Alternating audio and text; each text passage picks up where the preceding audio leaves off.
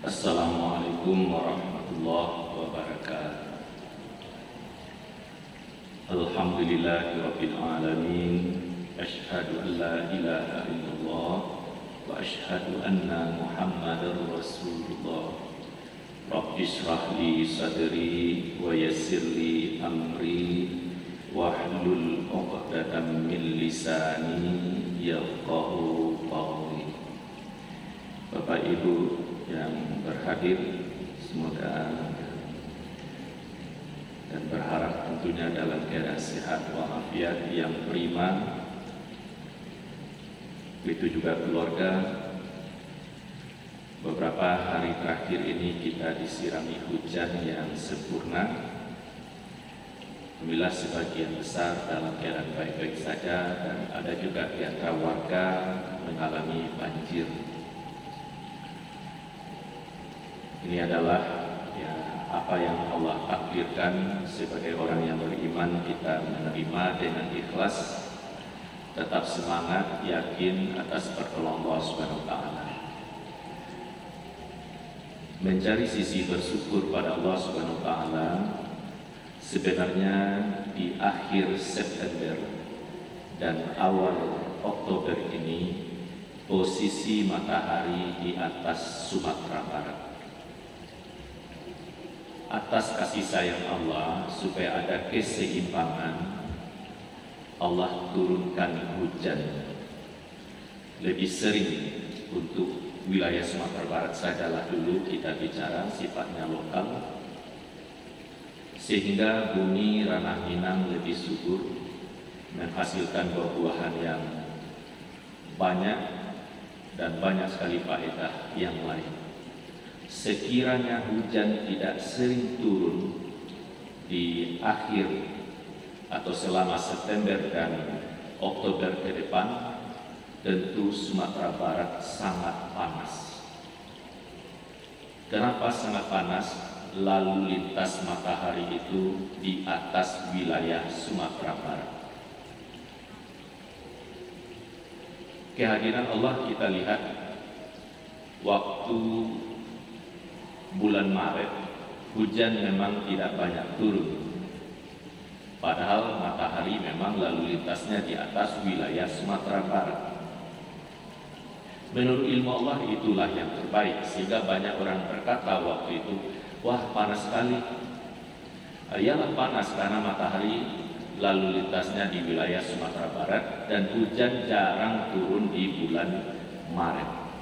Nah, begitu sudah sempurna menikmati musim kemarau, tidak sampai disebut musim panas, maka di bulan Oktober dan sebelumnya September berlalu, baru saja matahari menjalankan tugasnya dengan kepatuhan pada Allah Subhanahu wa taala. Hari Jumat tanggal 23 September, Jumat keempat, matahari melintasi garis khatulistiwa, atau bahasa lainnya beredar pada garis khatulistiwa, sehingga di Bonjol dan beberapa tugu khatulistiwa seperti di Sulawesi dan Kalimantan ditunggu momen tersebut tanpa bayangan. Begitu matahari persis di atas tugu tersebut, benda yang berupa kertas dengan segala pengaturannya bisa terbakar, sehingga dari pemadam kebakaran ada himbauan untuk berhati-hati untuk soal api, soal arus listrik, karena mudahnya terbakar. Tapi di bulan ini musim hujan itu kita nikmati. Sebagai informasi, kenapa matahari ada di khatulistiwa? Kalau sekarang dia sudah melewati Kota Padang sedikit. Misalnya kalau ini garis lintang bujur Kota Padang, matahari sudah di bawah sedikit, sudah menuju selatan. Tapi masih dirasakan tidak jauh dari khatulistiwa.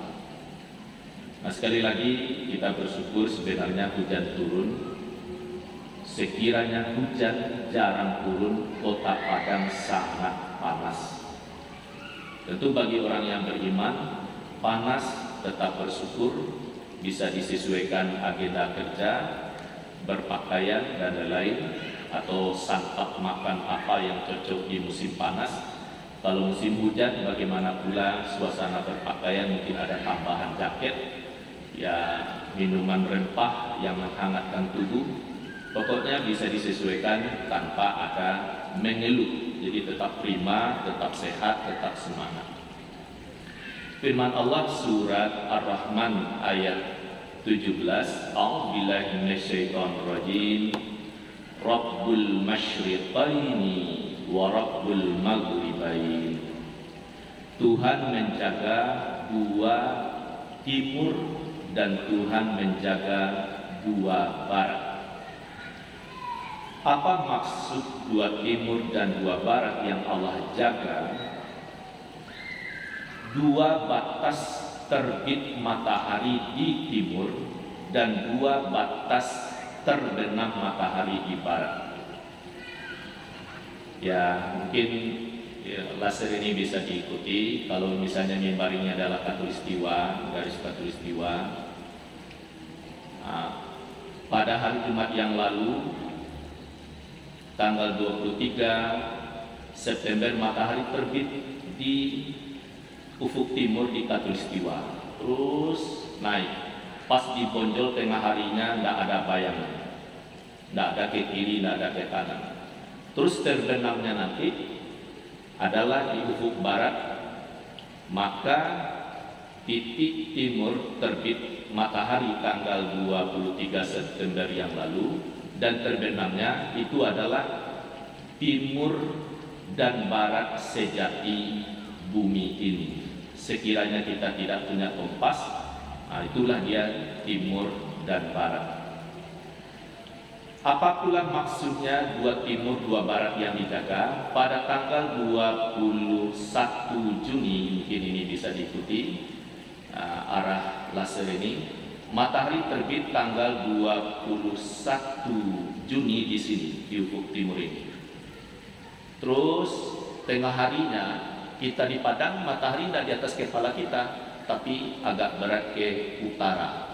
Terus dia terbenam di sini. Jadi bulan Juni matahari memang terbenam di barat, tapi agak ke utara. Inilah yang disebut timur pertama, barat pertama. Itu Allah jaga.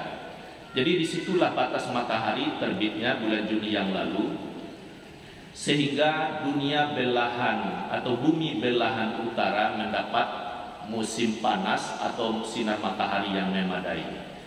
Allah jaga matahari tidak boleh lagi ke utara melebihi. Sebab kalau jalan juga matahari ke utara lagi, lalu terbenam juga agak belahan utara, bisa hancur bumi benua es di kutub utara karena matahari mendekat. Hancur kutub es di sana, ya benua es di kutub utara, air laut naik, dan di belahan selatan bisa sekian luas laut membeku. Kenapa membeku? Karena matahari terlalu jauh di belahan utara. Kalau belahan di sana lautnya membeku, bagaimana ada kehidupan? Jadi Allah jaga batasnya itu. Nah, matahari surut juga ke selatan, dan sampailah hari ini sudah melampaui kota Padang sedikit, matahari itu lalu lintasnya. Nanti puncaknya tanggal 22 Desember, matahari terbitnya di sana, paling selatan. Terus terbenamnya di belahan selatan juga, memang di barat juga, tapi belahan selatan. Sehingga bumi belahan selatan mendapatkan sinar matahari yang sempurna dan terjadilah musim panas. Sedangkan bumi belahan utara musim dingin. Kenapa dingin? Karena matahari beredarnya di belahan selatan. Jadi pada bulan Desember itu matahari paling selatan, maka orang yang menunaikan ibadah umrah nanti sekian tahun lagi musim haji itu di bulan Desember, akan merasakan dingin pada bulan Desember. Kota suci Mekah dan Madinah dingin. Kenapa dingin? Karena matahari di belahan selatan, sedangkan Mekah di belahan utara dari khatulistiwa 21 derajat. Mungkin itu ya pengalaman kita yang banyak. Siapa yang umrah di bulan November, Desember dan Januari itu mengatakan dingin di sana. Kenapa dingin? Karena matahari di belahan selatan. Tapi itu pula Allah jaga batas terbit matahari di bulan Desember itu dan terbenamnya. Tidak boleh lagi bergeser ke selatan. Kalau bergeser lagi ke selatan, maka benua es atau kutub selatan itu bisa mencair. Kalau mencair ya terjadilah ketidakseimbangan lagi.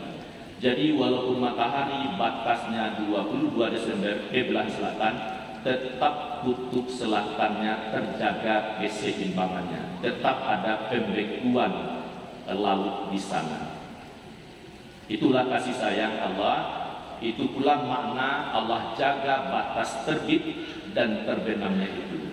Itu kita bisa jadikan catatan besok kalau hari cerah, oh matahari terbit sana, garis dari rumah mungkin, dan terbenamnya di mana.